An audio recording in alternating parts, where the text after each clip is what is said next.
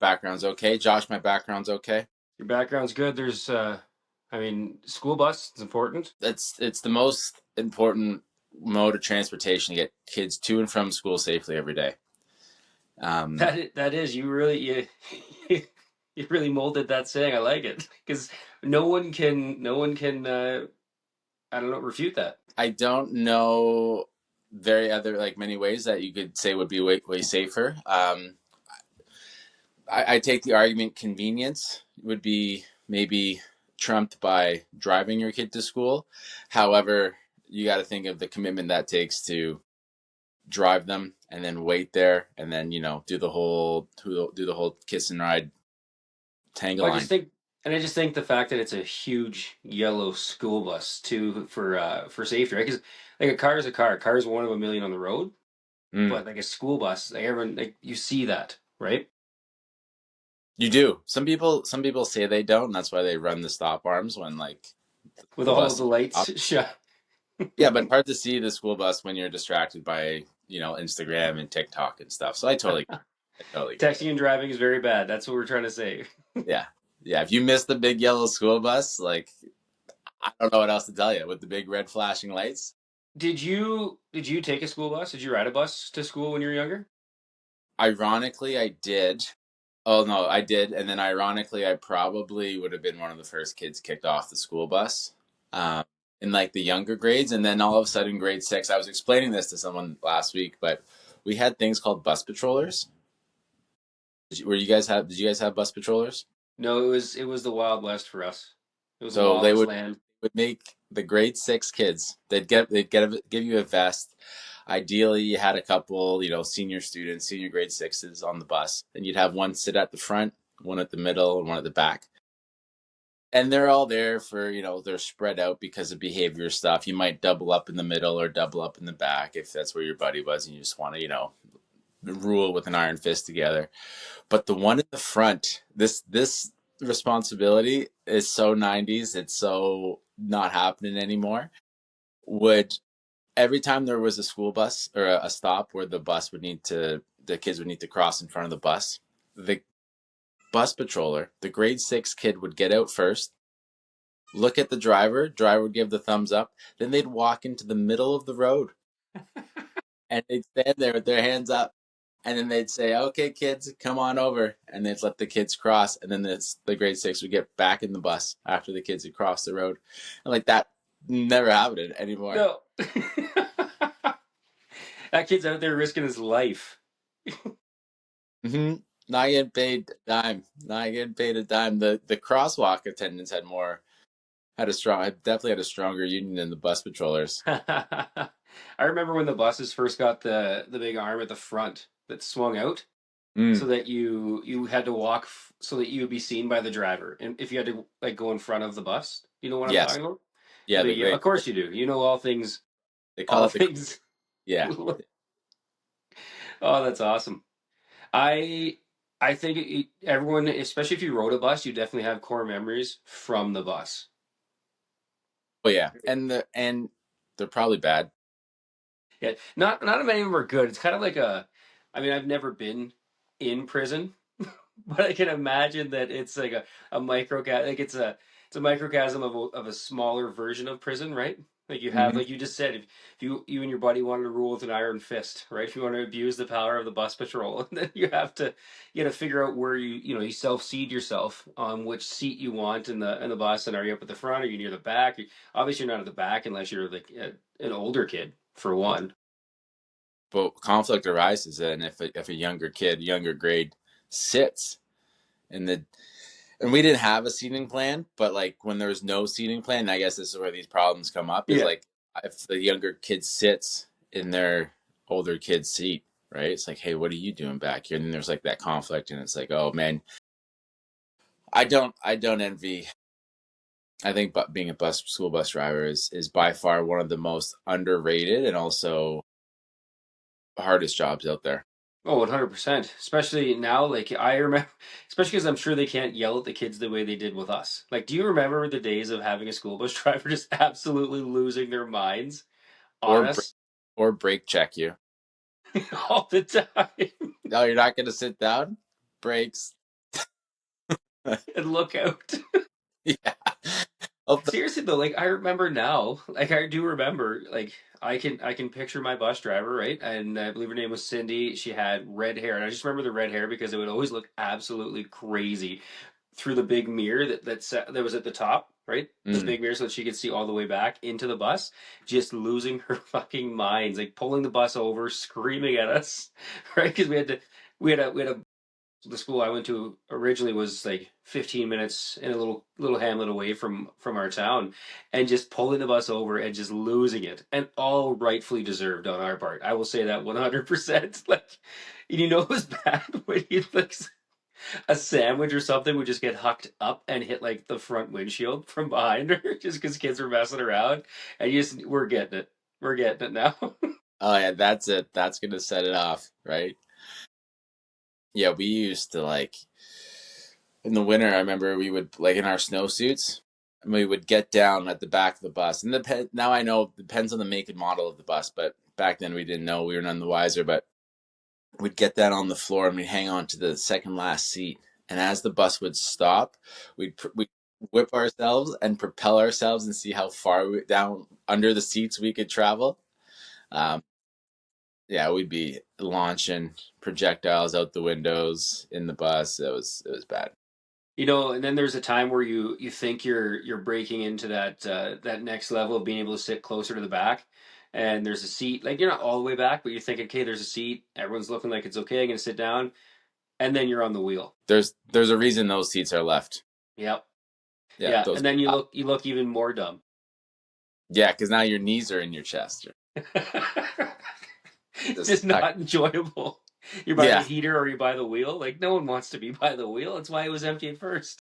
yeah. Those are the last four seats that fill up for sure. You sit there, you think you're finally breaking in, like we just said, to the cool ranks. Then you sit down like that. You look over the senior kid, and they're like, "Welcome to the fucking show."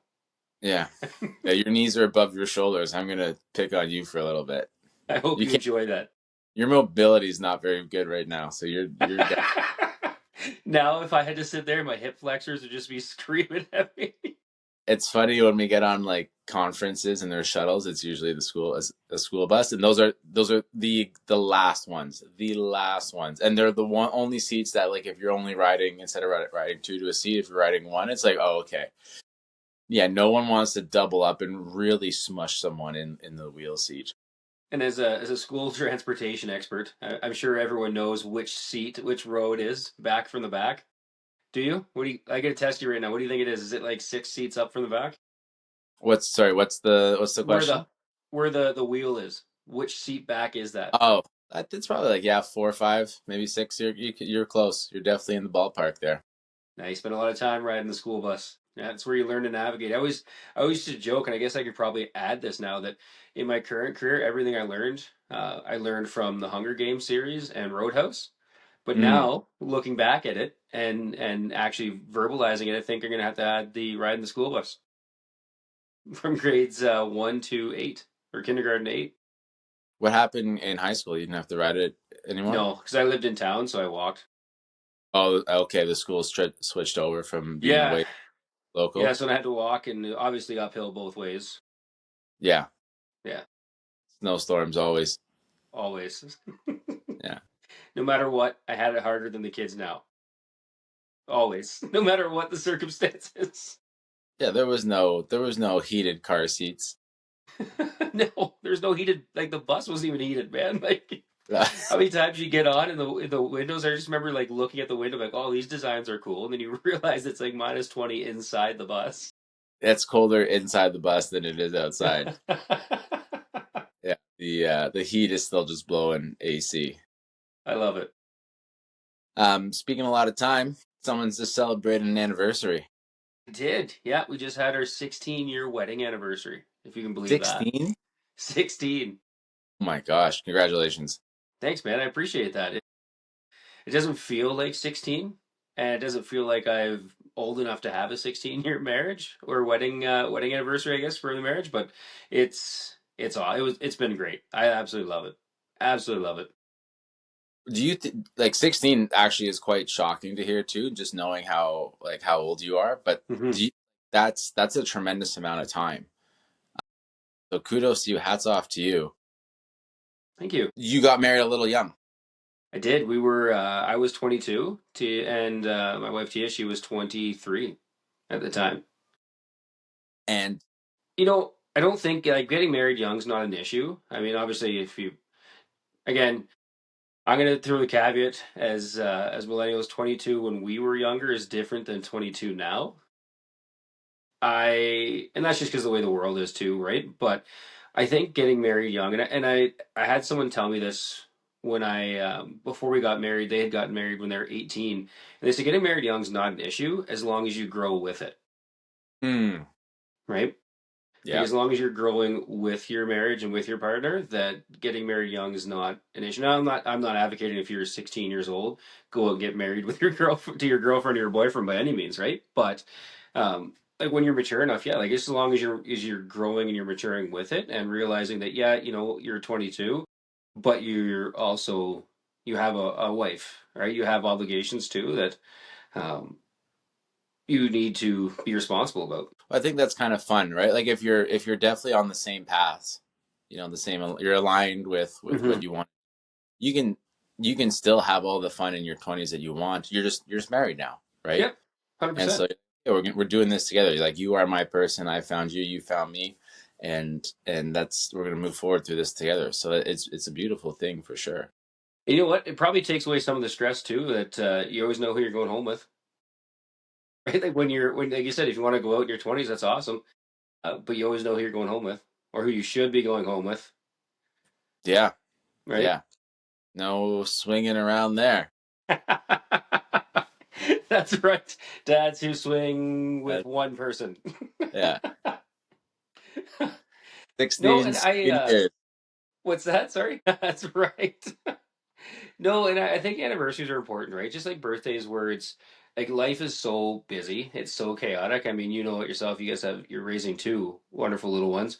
Um, our daughter, she's getting the age where she's got a ton of different activities going on, and so you're so busy, and your life becomes so focused with your tiny humans Hmm. as it's going to, right? I mean, we're dads who love being involved with their kids and their families and stuff, but I find like an anniversary is a time to like sit down and you remind yourself like where your journey began. Like if we can get deep with that, like you find out where your day one was. And that's kind of the crazy thing. And I was talking with my grandpa who's 89 years old, actually is turning 90.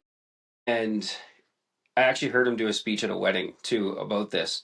And I thought it was so cool where he's like, I have X amount of children, X amount of grandchildren, and X amount of great grandchildren.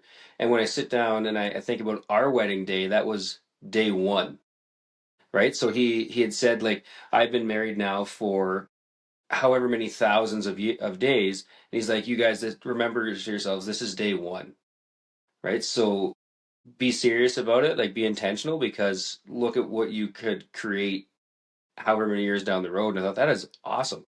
That is a really awesome, like a phenomenal way of looking at it. And that's just kind of one of the things that I thought about that whole your journey. And we had a day one, and now we have a day whatever we're at, and we're gonna hopefully have a day down the line where we can look back and be like, this is the life that we created together. I think it's something really cool about that.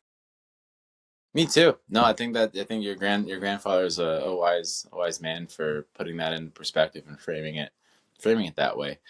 We we look back. We haven't been married for 12 years, but we've been together for 12 years.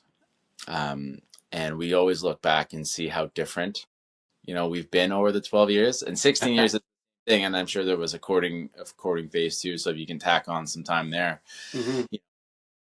the DM messages, the Facebook wall posts, the cheeky whatevers, and going back to your point of maturing with it, like it's still not. We're not doing that anymore. Like we are, but we're not in the same way, not in the same context. So yeah, no, it's fun. It's nice to see how far you've come along, right? I love the Facebook walls or like an email, right, that you sent. That's something we would never do now because it's just so simple on your phone to send a quick text, right? But there's something intentional about. Like, dude, I've even wrote letters. I mean, I still like to write a letter. I'm a nerd that way. Like every anniversary, every birthday, Christmas time, like I'll always write a letter. Hmm. And I don't know. I think there's something nostalgic. There's something really cool about just sitting down and blocking out that time to like I'm now putting our thoughts to pen to paper, right? I think there's something cool about that. Maybe that's just because we're old, but I like it. We definitely grew up in a time where they taught you how to write cursively and Yeah, neatly. Although you know, I miss those days. there's something to be said about it, right? The lost art.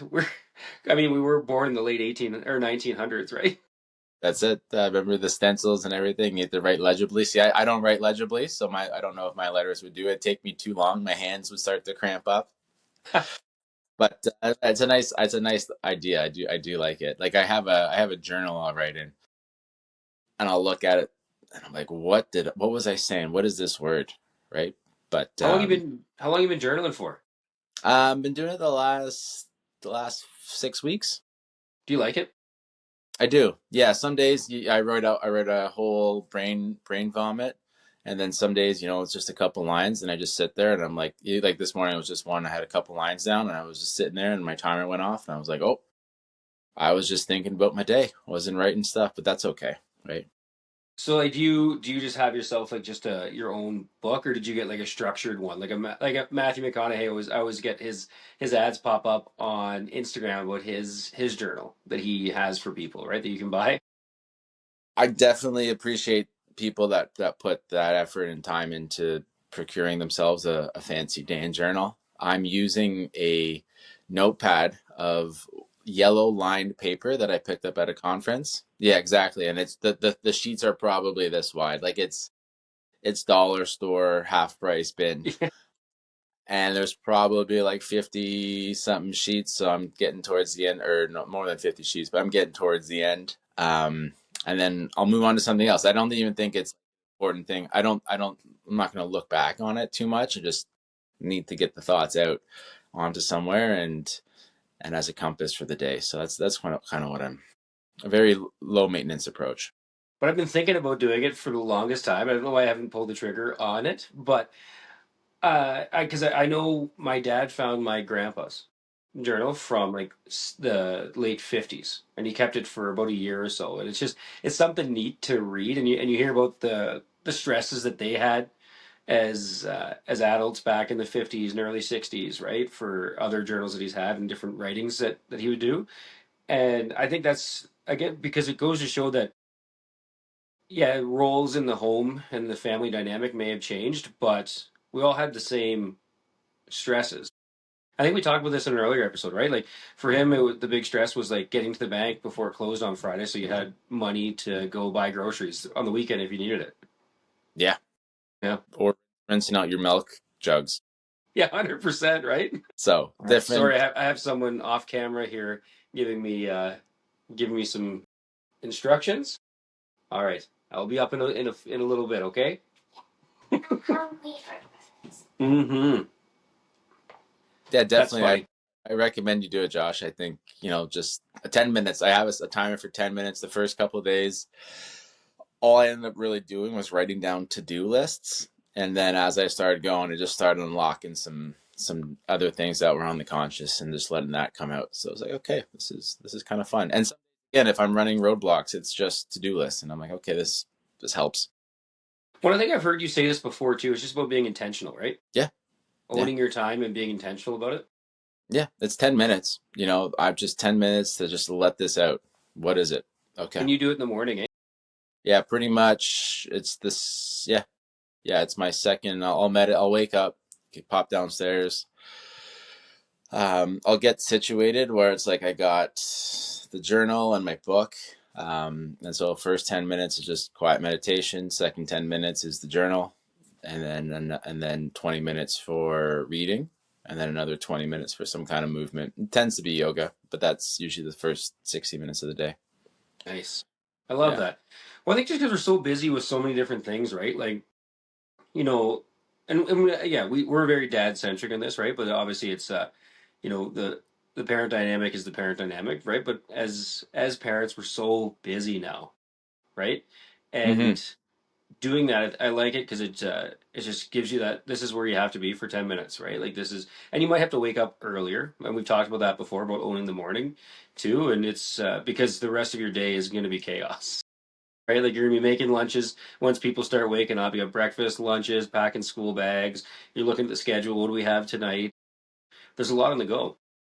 Oh yeah, and I mean to that point, owning the morning, I love just getting it done, like it's done. And now the Mhm. rest of my day, which isn't really my day, it's everyone else's day, gets divided up however it needs to go. So once I get it out of the day, I get it out of the day. If I don't, and I'd be lying to say I'm always doing it, like I ignore my family. Like if stuff is going off, I don't get to do this, but I can find 10 minutes the rest of the day somewhere somehow.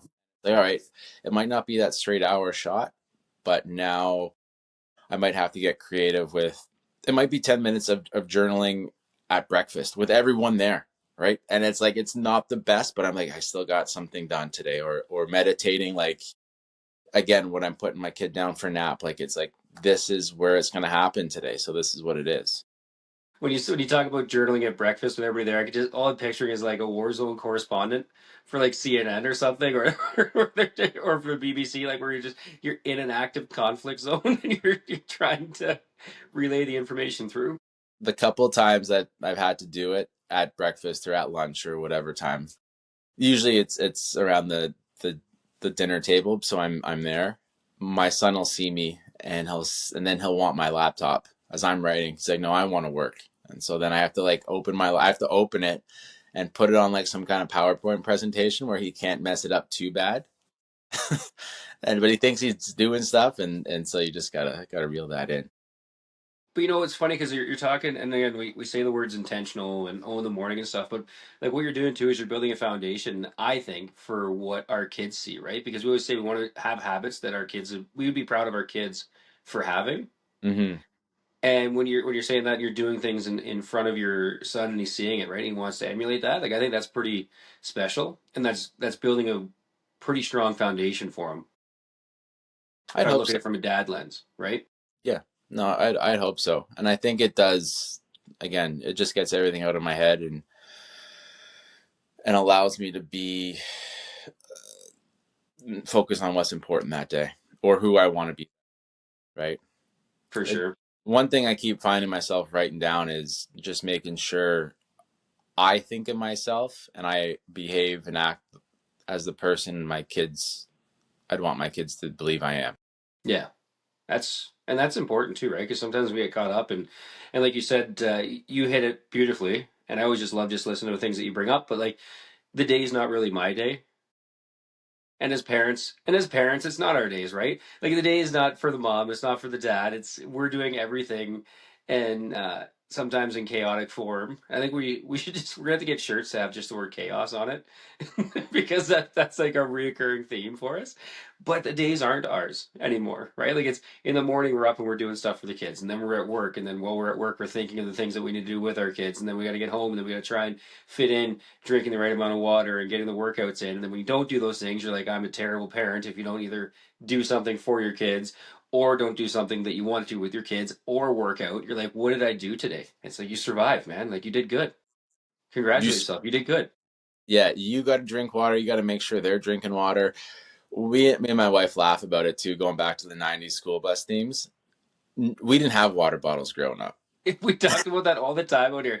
Their lives are so water bottle centric right now. It's hilarious. Yeah, kid's got a $50 water bottle. I'm still using my $7 shaker cup from 2018. He's on his third $50 water bottle, and that thing is like filled to the brim always. I'm like, I don't think I knew what a water bottle was till like I started playing travel team sports, and even then, you just shared one with the team. But like we had the water fountain and the water fountain again. If we go back to like your prison rules and how you figured out life, like you're in the line of the water fountain. You're looking around who's behind you or who's coming up and down the hall. Because if the wrong person was there as you're leaning forward, you're getting pushed, and then you're gonna get water all down like the front of your shirt, right? On everything, yeah. Oh man, I remember coming in from recess just like, you know, bagging 6 goals, 5 assists kind of thing, and just being just at the water station, kids counting down from 20, 30 seconds. That's right. Move it along, but then you just circle back in the back of the line and go back at it. Because if you went longer, someone let you know.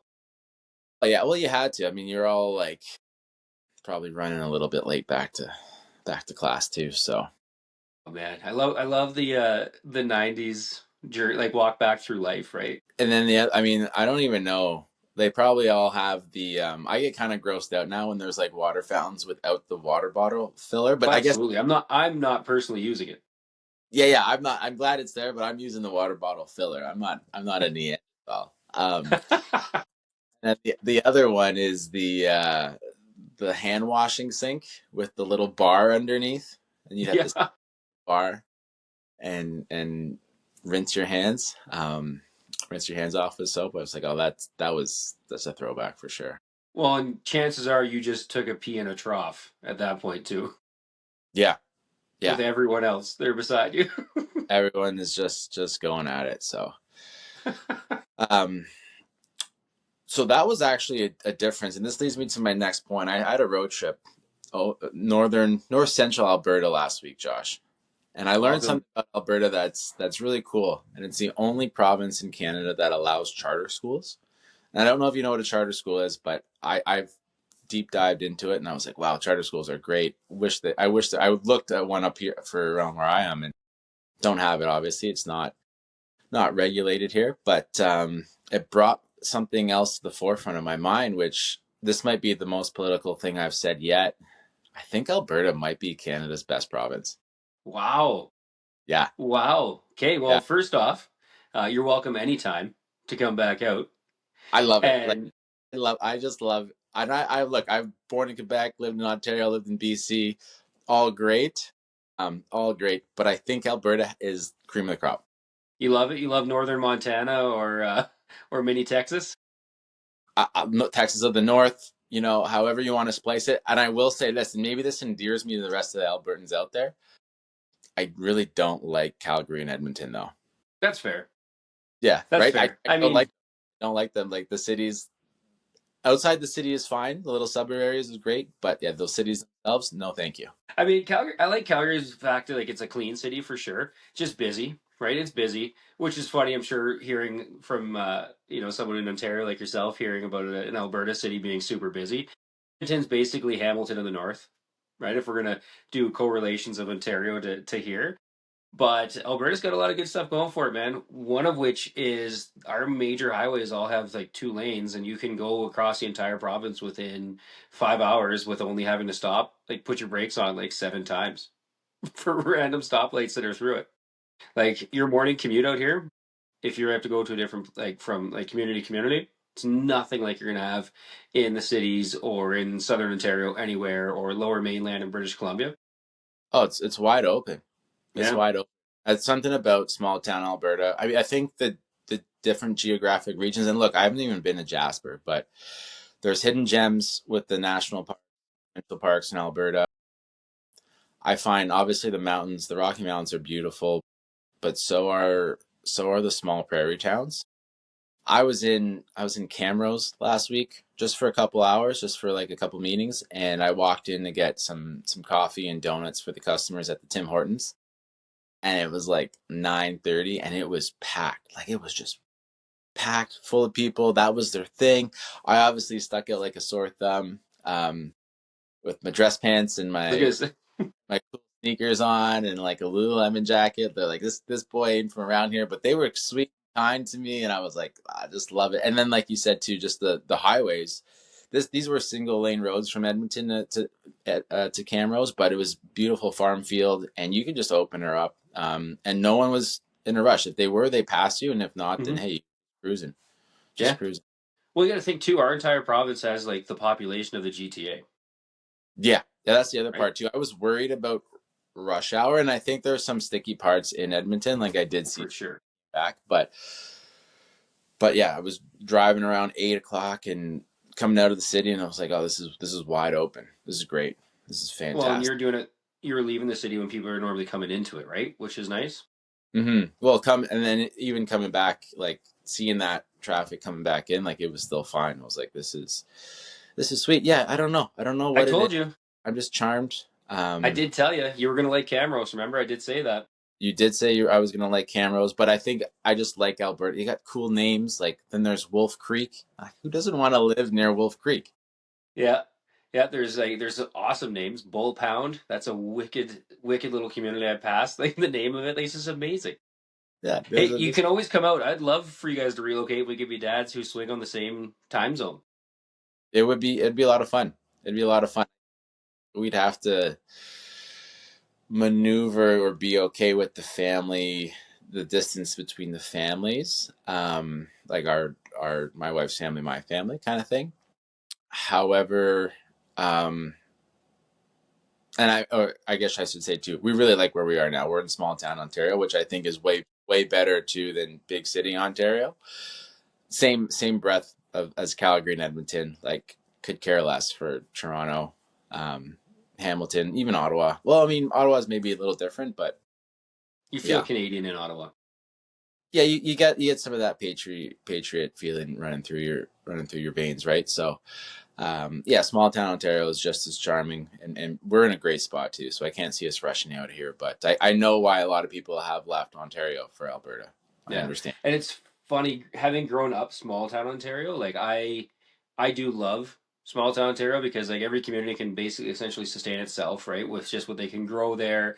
Everyone you got rivers, you got hills, you got trees, you got lots of and I'm a huge like Christmas guy. So I look at small town Ontario as like every downtown core area is like a little Hallmark Yeah, movie set. I love yeah. that. They get excited. They decorate the windows. They decorate their walkways. They decorate the inside of their shops. Same thing, kind of with Halloween, you know, and even hey, look, political, but maybe even a little Easter action. Ooh, okay. I like it. Yeah, Like a little Peter Cottontail hopping down the well, bunny trail. yeah. I mean, I'll take it, right? You know, hey, or closed. They're closed on Easter. All right, I Cool. fair Let's enough. go. Fair enough. Close down on the major holidays. Like I'm not going to hold that one against you. Um, Buddy, you're so yeah. welcome out here anytime. Well, here's a kicker though too. Josh is our town just hosted their first rodeo this year. Ooh, welcome. They put on a mayor's rodeo, and again, like here I was thinking, like, where are they going to hold this? Like, we is at the sports park, and you know, big wide open fields. Like, we have 30 soccer fields. I don't even know if we have 30 soccer teams in town. So, like, why do we have 30 soccer fields? Well, it's because we got this big, huge plot of land. That what else are we going to do? And like five baseball diamonds. Like, it's massive. So like we're holding it there. I'm like, where's parking going to be? Andrew, that's a problem for city folk because parking is wherever you have had an open spot, Yep, right? So it's like, yeah, it was great. Like it was unreal. It's like this is small town living. Our kids loved it. I can't wait. Like I actually want to volunteer for the next years just to like help out and do like this that's is. awesome. I hope this stays part of the community fabric. Look at us, just dads who give back to the community they live in. I can hear my wife rolling her eyes saying, "Wow, what a good dad." Get that. I'll get that from some of the older ladies in the morning when I'm walking the two kids and the dog. We were talking about this the other day. This is a couple days ago with our friends, and there was one time where I took my daughter on like a daughter daddy date, and we were in Boston Pizza, and there's this there's this couple of older ladies, and they were probably like they were in the senior category, like they would have been close to late 70s, early 80s, and they paid for our dinner, and they're like, we just love seeing a father out with his daughter. And my wife's like, are you kidding me? That has never, nor would it ever happen to her going out there with others. Such good dads. Yeah, such a good dad. And they probably would look down on her, be like, "Oh, what are you doing, spending your family's money at Boston Pizza? Control your child better, please. You should just make pizza at home." Us millennial dads just out there just changing the viewpoint of what it is of what parenting is, switching up gender roles. Yeah, I mean, I do kind of like the chaos of walking all of them, like having all of them on the go at the same time, or doing the daddy date, like taking them out in public. I mean, there are some mornings where I'm like, oh man, like it's quite a bit, or like my son will go off and like he's like, I want to go home. Like, no, like the dog, this walk is for the dog. Mhm. To give your mom a little bit of a break, 20-minute break, but it's really for the dog. Like we got to go around the block like a I little bit will. further. I've said this before. I'll go on record again. you guys do traveling right when you do it with your kids, and watching the videos at the end, because I was like, oh, you know, Andrew's on a big trip, whether it's down in Arizona. The Arizona one always get. I loved it when you put that on because you could see her there, and then you see like your finishing video of everything you do. I'm like, man, I couldn't do any of these things with, and I only have one with me, right? And here you are going to national or state parks and doing all these hikes and things with your little ones. And like, good for them. They do it right. It's tough. I mean, there's meltdowns that you don't see, that don't get posted, right? I don't believe it. I didn't see it. I didn't see it, so I don't Yeah. believe it. They don't happen. It's not real, but it's also probably, we said last night on the couch, like it could be an age thing too, because the sass and the headbutting is right now is so strong. I think yesterday we're coming back from the Santa's Christmas Village that the town put on petting zoo, Love it. s'more station, Tim Hortons at the coffee station flowing, outdoor picture with Santa, just pure Canadiana, Ontarioana. And I have to pop into Home Hardware because we're kind of finish up the built-in we're doing. And I'm like, hey, you want to come in? No. Okay, fair. I'm just getting a couple end pieces. I'll be 2 seconds. I come back, tears. I could hear it as I opened the door back out to come to the car. My car's parked on, like, not the other side of the parking lot, but a little further away. Tears, screaming. Holy camole, what's happening? Pop the trunk open to slide the end pieces in. And I was like, he's been doing this since you left. And I get in the car. I'm like, what's wrong, buddy? He goes, I want to go to the hardware store. And it was like, took 5 minutes of, as I pulled out and was driving back home, because home's only a couple of minutes away. I was like, we're not, you said, I The asked you. life lesson, my friend. Yeah, I was like, I asked you. I want to go to the hardware store, turn around. We ended up having to go back to the hardware store, which I think is classic for do it Of yourself course. project. Yeah, Yeah. yeah. Oh, I wore a different jacket, so I didn't seem that recognizable, but I'm sure they knew. We're I'm dads sure. who make multiple trips to the hardware store while we're Yeah, doing your stuff. dads who swing out just for a couple minutes to the hardware store, swing But you know by what just. though? That's a good lesson for your son. I mean, for that initial not going back, right? Like say what you mean what you say, buddy. Yeah, yeah. I forget. I got him off it somehow, but it was like, look, you're. Oh yeah, you know what I did? He was screaming, and my wife was getting upset. My daughter started like crying because she was getting upset because it was upsetting the baby's ears, and I just kept asking him to scream louder until he screamed the horse. I was like, "Can you no louder?" And he screamed again. I was like, "No, no louder." And he screamed again. I was like, "Please, loud as you can." He screamed himself hoarse and he started coughing, and he literally was quiet the rest of the ride home. I was like, I don't know if that was good, but we'll find out. You know, it's funny. We did the same thing. I'm sure there's lots of dads out there that are, it's like because our daughter's at the point where she won't want to do things if we want her to do it. And Mm. then this was maybe a year or two ago, and it was like at the whatever you do, I don't want you to do this. Do not, no, do not do it. Stop it. And they would do it, and then you're after like, is that good? Because like now I'm like telling her to do the stuff we don't want her to do, but we kind of still Oh, wanted her to do it, right? Like that yeah, reverse yeah, psychology. yeah. We'll find out. I think every parent messes up their kids, no matter how Oh hard yeah. they. There's some kind of baggage we were given, we're giving. You just got to make sure it's the right. It's the kind of baggage you can check. We just need to give our kids something to talk about in therapy of some sort, right? Yeah, exactly. But Think that's a hey, good, Josh? I, I think it's a great spot. I'm out of coffee. I'm getting yelled at from the stage manager left over here to it's breakfast time. So Yeah, you did say 5 minutes, and then we talked for another 15. So that's how she goes. I yeah, don't want.